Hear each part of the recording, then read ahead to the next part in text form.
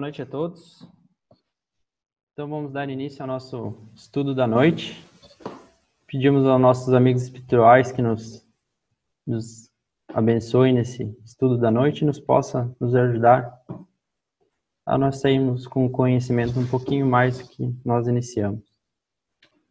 Então hoje nós daremos continuidade ao nosso estudo do livro primeiro, do Livro dos Espíritos, o livro titulado Das Causas Primárias, onde nós estudamos o capítulo 1 de Deus, o capítulo 2 dos elementos gerais do universo, e hoje nós iniciaremos o nosso terceiro capítulo, com os itens formação dos mundos, formação dos seres vivos, povoamento da Terra, diversidade das raças humanas, pluralidade dos mundos e considerações e concordâncias bíblicas no tocante à criação.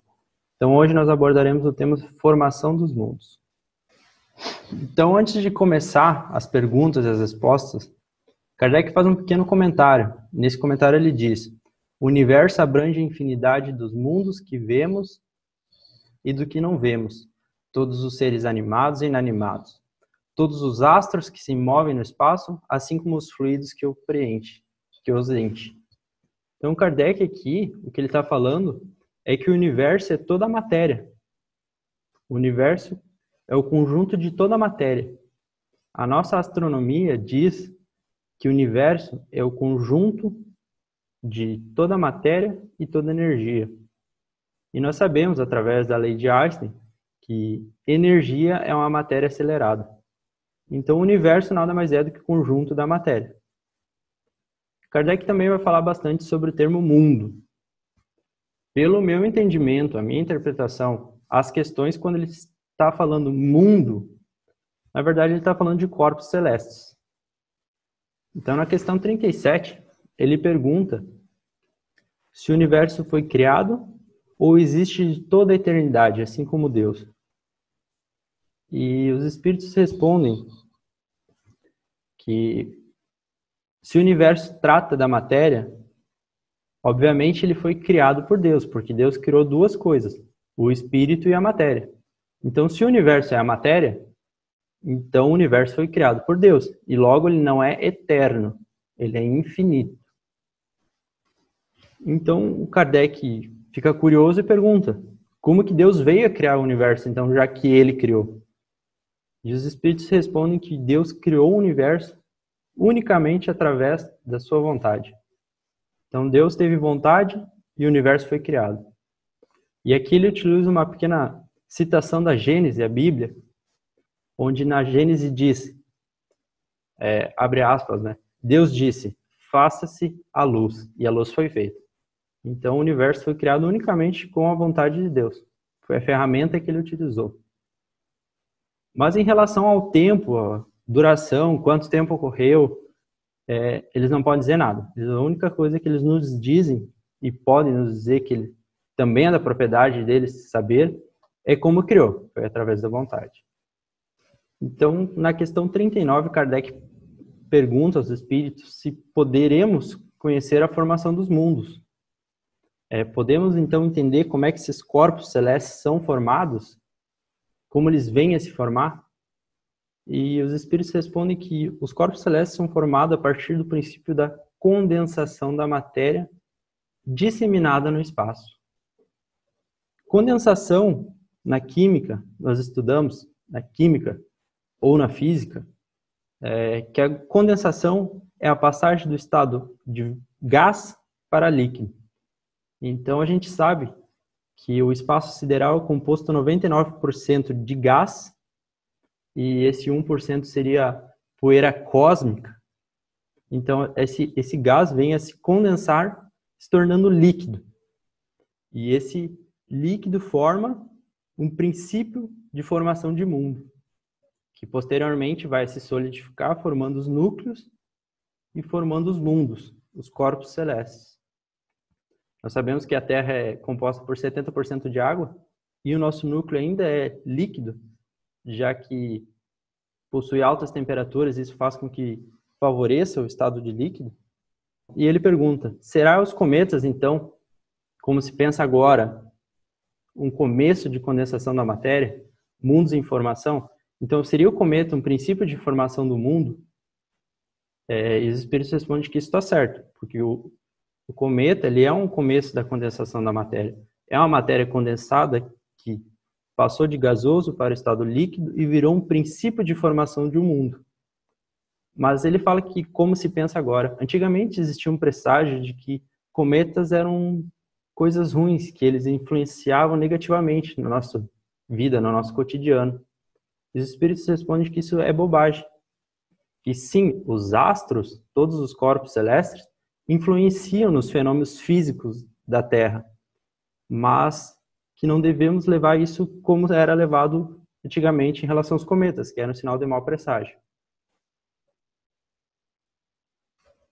Então, Kardec, na questão 41, pergunta: pode um mundo completamente formado desaparecer e disseminar de novo no espaço a matéria que compõe? E os espíritos respondem que sim, Deus renova tudo. Assim como os seres vivos renovam os mundos. E Lavoisier, em 1785, escreveu a Lei da Conservação da Matéria, das Massas, onde ele diz: na natureza nada se cria, nada se perde, tudo se transforma. Então, esse conhecimento de que nenhuma energia, nenhuma massa era perdida, Lavoisier já disse, né? Nada se cria, nada se perde, tudo se transforma. Então, os espíritos na questão 41 vêm confirmar isso, né? Que a matéria que compõe o mundo, ela se dissipa, mas é usada, reutilizada para a formação de novos mundos, corpos celestes. Nada se perde, né? Deus aproveita tudo. Pergunta se podemos conhecer o tempo de duração da formação dos mundos, por exemplo, da Terra. Quanto tempo levou para a criação da Terra? E os espíritos, assim como outras tantas questões, são claras. As coisas que eles não sabem ou que não é do nosso interesse, eles dizem: não sabemos explicar ou só o Criador sabe. E aqui é um caso que só o Criador sabe dizer quanto tempo levou para a formação da Terra, por exemplo. Eles não conseguem estimar séculos, duração, durou frações de segundos, durou milhões de anos. Eles não nos dizem nada sobre isso, além de que só o Criador sabe. Então, na Gênese, os milagres e as predições segundo o Espiritismo, no capítulo 7, Esboço Geológico da Terra, nós vamos ter as descrições dos períodos geológicos que a Terra teve. Mas entendemos aqui que, embora a gente esteja falando do período geológico, toda a formação da crosta terrestre, a gente não está falando sobre a formação da Terra. Porque a geologia é um estudo sobre a crosta terrestre. Então, ele vai estudar a origem, estrutura, composição e as transformações da crosta, e não da formação do mundo. A geologia estuda a partir do mundo que o mundo já está criado. Ele estuda a crosta, mas ele não estuda a origem. Então, no capítulo 8 da Gênesis também, vão ter as teorias sobre a formação da Terra, onde ele vai falar sobre a teoria da projeção, teoria da condensação e da incrustação, que aí são explicações sobre a formação dos mundos. E eu recomendo a leitura desses 2 capítulos. Então, já que Allan Kardec, no Livro dos Espíritos, não fala sobre a formação do universo, eu resolvi pesquisar hoje na nossa ciência, já que ela nos foi dada para o nosso adiantamento, o que a nossa ciência nos diz hoje sobre a origem do universo. Então, vamos pegar a teoria mais famosa, hoje disseminada, que é a teoria do Big Bang. Embora algumas pessoas tenham crença de que, por ser uma teoria, não tem fundamento científico, mas precisamos lembrar que ela é uma teoria científica. E uma teoria científica, ela explica por que as coisas acontecem e com grau de exatidão alto. Então, ela tem muita propriedade quando ela diz: é uma teoria física. Sim, ela tem muita propriedade física. Não é uma teoria como a gente usa corriqueiramente, onde é uma suposição. Não. Uma teoria científica, ela é uma explicação com alto grau de exatidão. Ela é diferente da lei científica, que descreve como um fenômeno acontece. Então, a teoria do Big Bang é anunciada em 1948. E ela parte do pressuposto que o universo não é estático e se encontra em constante expansão. Esse conceito de que o universo não é estático e está em expansão veio a partir da teoria da relatividade, por Einstein, e de Hubble. Ele era astrônomo. Então, na teoria da relatividade, nós temos que o universo está em constante expansão. E o universo surge, então, de um ponto do tamanho de uma cabeça de uma agulha, com muita matéria, massa condensada, que se expandiu rapidamente em todas as direções uniformemente. Então, essa é a teoria do Big Bang. É uma pequena massa, matéria, condensada em um único ponto, com altas temperaturas, que se expandiu rapidamente. E através da teoria do Big Bang, a gente teve diversas descobertas, né? Como a idade do universo, que é 13,8 bilhões de anos. Como a gente está falando de expansão de matéria, a gente pode calcular o tamanho dessa expansão, que são 93 bilhões de anos-luz. Então, para ir de uma ponta a outra, a gente teria que viajar 93 bilhões de anos-luz, que seria viajar anos-luz, viajar um ano todo na velocidade da luz constantemente. A gente também descobre que existem 70 sextilhões de estrelas e que só na nossa Via Láctea, na nossa galáxia, existe 250 bilhões de estrelas e que no universo existe aproximadamente 100 bilhões de estrelas. Então é bastante coisa, né? Então, Carl Sagan, ele tenta resumir toda essa distância entre o Big Bang e os dias atuais em um calendário. Nesse calendário ele divide toda a existência em 12 meses, aproximadamente 1 bilhão por mês. Então, do dia à meia-noite do primeiro dia de janeiro é o início do Big Bang. E até o dia 20, 25 e 30 são a época do dinossauro. E do dia 31 de dezembro começa o surgimento do ser humano, às 22h30. Às 23h59 seria o surgimento das primeiras civilizações. E às 23h59,59 segundos é o início do capitalismo comercial e da expansão colonial europeia. Então vejamos que dentro desse universo todo a gente é somente 1 segundo de existência dele. Como a gente está a gente é só uma ponta dessa linha. Kardec também fala sobre o ciclo dos corpos celestes. E aqui eu trouxe em especial um ciclo, que é o ciclo da estrela do Sol. O ciclo de vida, aproximadamente, da estrela do Sol é de 10 bilhões de anos. A gente sabe que ele já tem 5 bilhões. Então, o Sol teria mais ou menos 5 bilhões de anos de vida ainda. Por que o Sol tem um ciclo? Porque ele é alimentado pela fusão nuclear de hidrogênios, que formam gás hélio. Isso é uma fusão nuclear. Fusão nuclear é um fenômeno que ocorre descontroladamente. Então, à medida que vai acontecendo, ele vai acontecendo cada vez mais.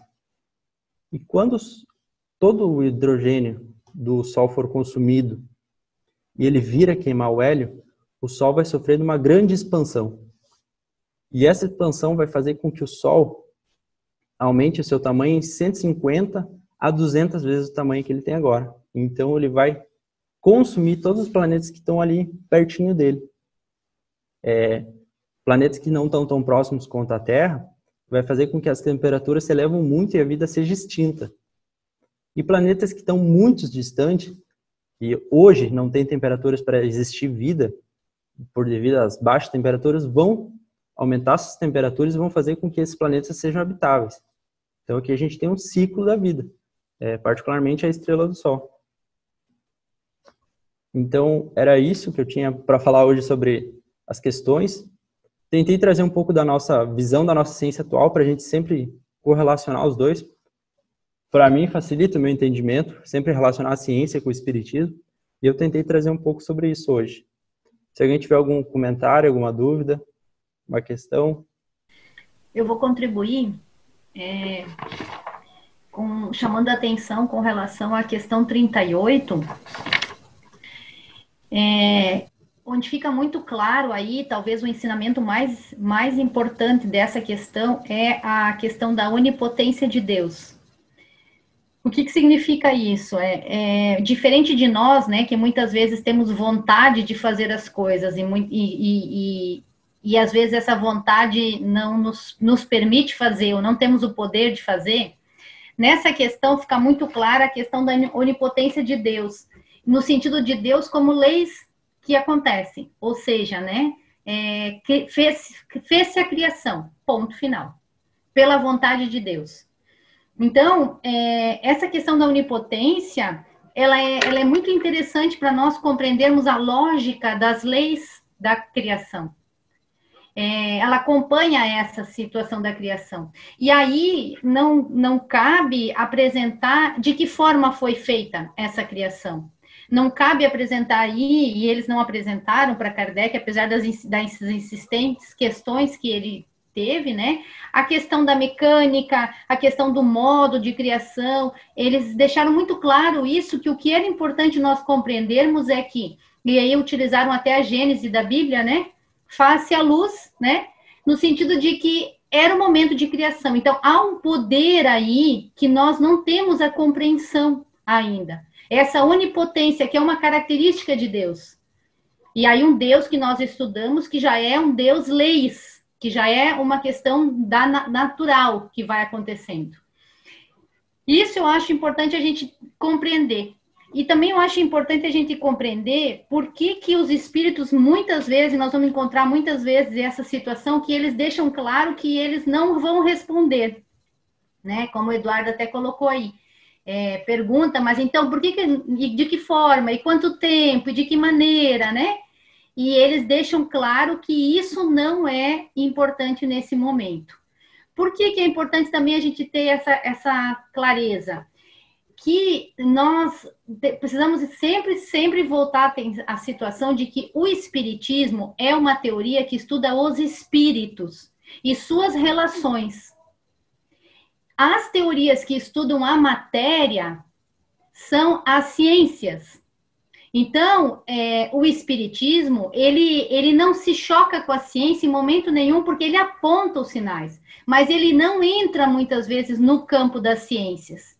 Uma, porque não nos é permitido, outra, porque naquela situação também dos estudos, em 1857, a gente tinha ali uma ciência muito diferente da que nós temos hoje, então a gente não tinha essa compreensão.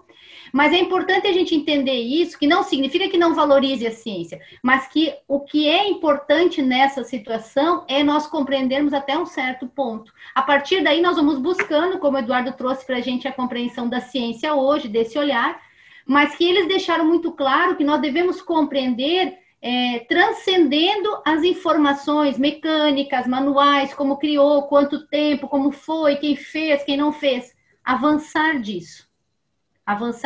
Essa é a situação do espiritismo, né? Então, eu queria contribuir com isso, porque quando a gente lê essa parte toda, toda a vida que eu estudo essa parte inicial, a gente sempre entra em conflito, né? Porque parece assim que os espíritos tinham que apontar mais, e a gente quer saber como foi, quanto tempo, e quanto tempo tem e tal. E aí, de novo, eu sempre tenho que me lembrar, é uma teoria dos espíritos, das relações entre os espíritos. Não estuda a matéria. Quem estuda a matéria? A astrologia, a geologia, as ciências, a física, a química, estuda a matéria. O espiritismo estuda os espíritos e suas relações. Então, essa situação é importante. Importante a gente conhecer as ciências, importante a gente conhecer, mas não é o foco principal, que eles deixam claro em várias questões, quando eles dizem, não sabemos, não temos como informar, isso não é importante agora, vocês não têm a compreensão de saber, né? Então, só para a gente sempre ter essa clareza nessa questão. Oi, boa noite. Me escutam bem? Uhum. Então, isso que eu tenho escutado as outras vezes, e desde que começou, é que Kardec pergunta e os espíritos respondem, mas vocês ainda não têm a capacidade de entendimento, mas, né? Isso foi lá em 1800 e bolinha, né? A gente está no ano 2020, como a gente poderia ter essa conexão com os espíritos para que eles respondessem, ou quem poderia ter, ou talvez se já tem, eu nem sei que tem. Como é que funcionaria isso? Para hoje em dia, talvez a gente já tenha um entendimento um pouquinho melhor do que aquela época, né? Pelo avanço que a gente tem pela ciência e por tudo, né? Essa é a minha dúvida. Eu vou tentar responder essa aí, tá, Ana Paula? Na verdade, eu acho que essa resposta que no início do Livro dos Espíritos é mais insistente, de que os Espíritos não têm a resposta, ela não é precisamente isso, né? Nós sabemos que na codificação trabalhou determinada equipe de espíritos, né? Não trabalharam todos os espíritos que são responsáveis pela Terra. Por que isso? Porque o plano espiritual, os espíritos superiores, eles nunca nos tiram a oportunidade de aprendizado. Então, quando a gente vai olhar a pleiade de espíritos que trabalhou na codificação, a gente vê que muitos deles viveram sobre a Terra há pouco tempo, né? É o caso, por exemplo, do Espírito de São Luís, que é o caso, por exemplo, de Santo Agostinho, que é o caso de uma série de espíritos. Tem espíritos que vão dar mensagem, por exemplo, que são desencarnados há um ano. Então, o que se percebe é que esses espíritos tiveram a oportunidade de trabalhar na tarefa da codificação, e a gente imagina que existem espíritos muito mais evoluídos que trabalham levando os destinos da Terra mais para frente, que se calaram na codificação. Por quê? Para que o homem cumprisse o seu papel. Qual o papel do homem? Fazer o seu avanço intelectual. Se os espíritos nos dessem as respostas prontas, eles fariam por nós uma coisa que, se nós fizermos, nos dará mérito. Então, se hoje, por exemplo, nós temos algumas revelações, eu entendo assim, por exemplo, através do Divaldo. O Divaldo, às vezes, traz alguma novidade, que nós entendemos que essa novidade é fruto do entendimento que ele tem com os espíritos. Por exemplo, quando ele conta a história de Maria Madalena, ele diz assim, ó, conta as tradições no plano espiritual e os bons espíritos nos dão informação. Quer dizer, ele está dizendo que ele obteve essa informação no plano espiritual. Mas quando ele traz essa novidade, nunca é uma coisa científica, porque a ciência é um papel nosso. A ciência é uma oportunidade de nós desenvolvermos o nosso intelecto. Então, se nós hoje fizéssemos uma nova tentativa de receber pronta o conhecimento que é científico, eu acho que os espíritos continuariam nos dizendo que quem tem que procurar é nós. Então, quando a gente vê a resposta assim, isso eu não entendo, não entende aquele espírito que estava trabalhando na codificação naquela hora. Certamente outros espíritos têm compreensão, mas eles não querem nos antecipar tudo. Quando você lê André Luiz, que é extremamente revelador, científico, totalmente moderno, você encontra informações que não tem em Allan Kardec. Mas o espiritismo, os espíritos, eles não podem utilizar a comunicação mediúnica para nos antecipar o nosso trabalho. Senão nós vamos ficar sem trabalho. E nós, sem trabalho, nós estamos numa situação bem precária. Então, eles não nos tiram o trabalho.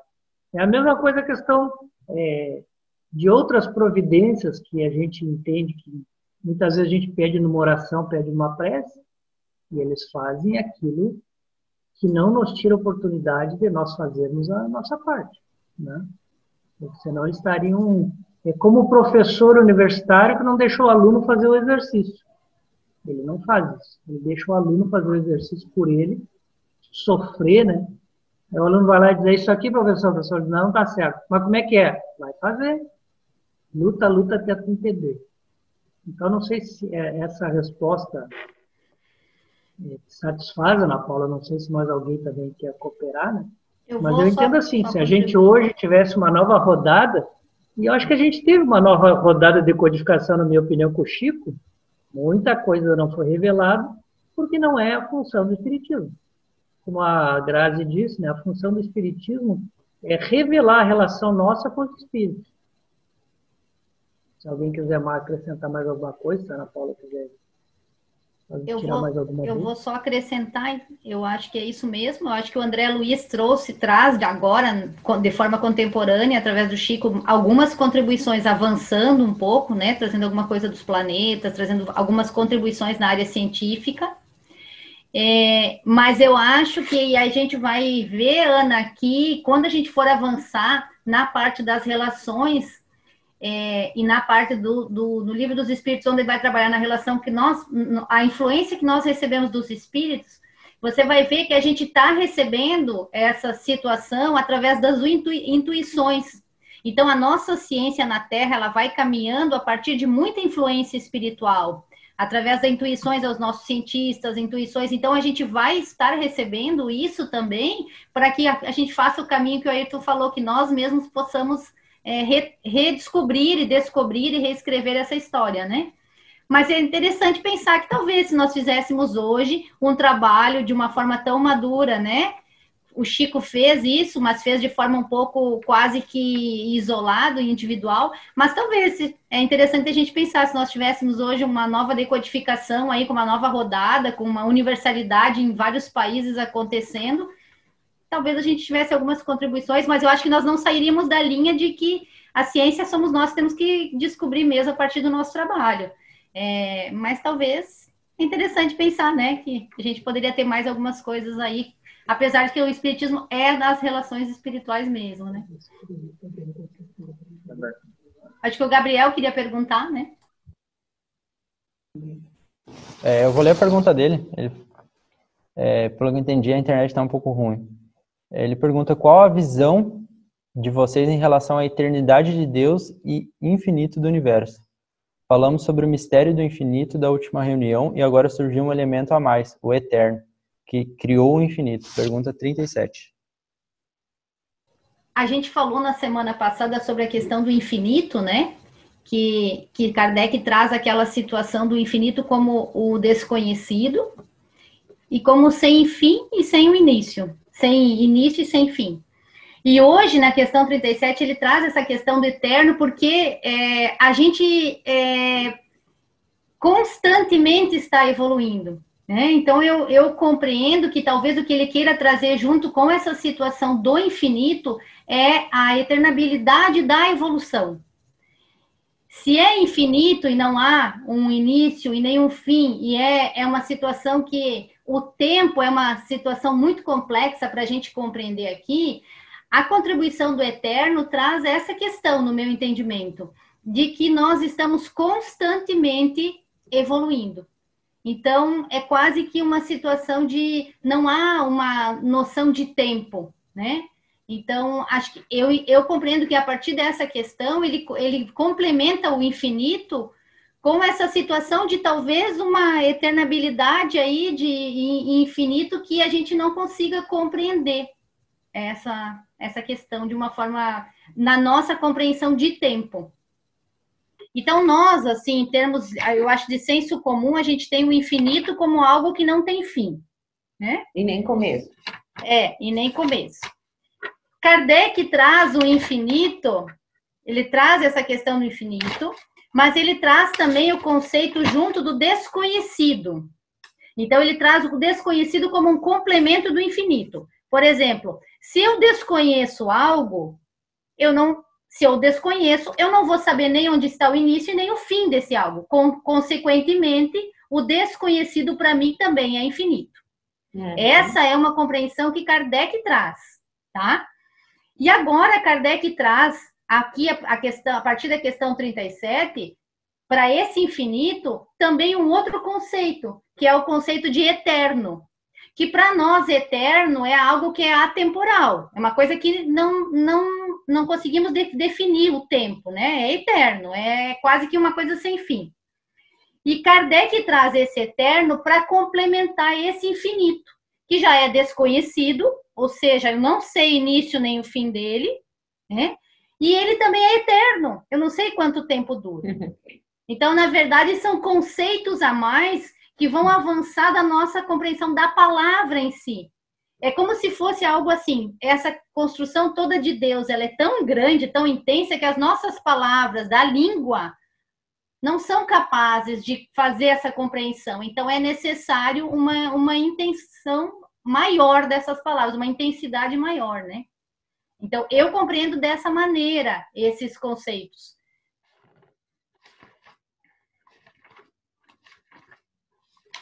Eu vou fazer uma revisão bibliográfica aqui, então, para a gente se situar, porque essa questão, na verdade, eu fiz uma exposição uma vez, e falei que Deus era eterno e alguém na plateia levantou a mão e disse, não, Deus é infinito. E ficou eterno, infinito, e acabou que a minha exposição doutrinária foi interrompida. Então, eu ainda acho que é uma questão que merece a gente discutir para ter um entendimento comum. Vejam só, até aqui, como é que essa palavra foi usada. Primeiro, na questão, acho que 3, o Kardec pergunta, pode-se dizer que Deus é infinito? E daí os Espíritos respondem, definição incompleta. Definição incompleta. Infinito é as suas...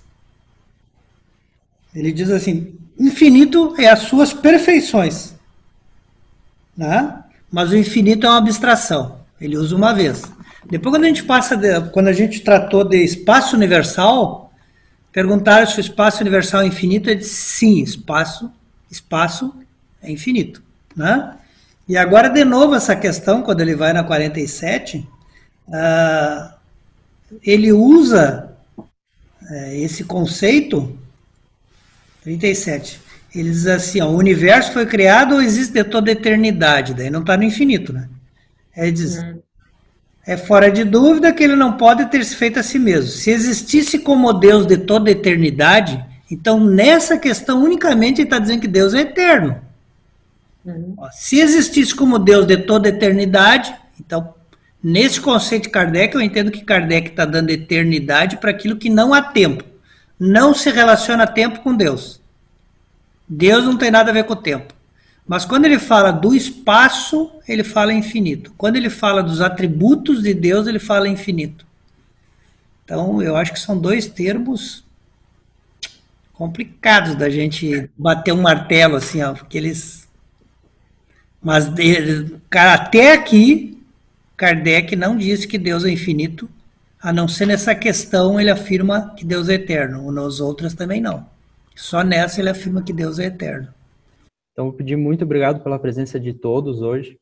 Quarta-feira que vem nós estaremos aqui reunidos novamente, tratando novamente sobre o capítulo 3. Então, peço aos amigos espirituais muito obrigado pelas bênçãos de estarmos aqui reunidos hoje, discutindo um pouco sobre essa doutrina, e que possamos ter uma semana abençoada. Que assim seja.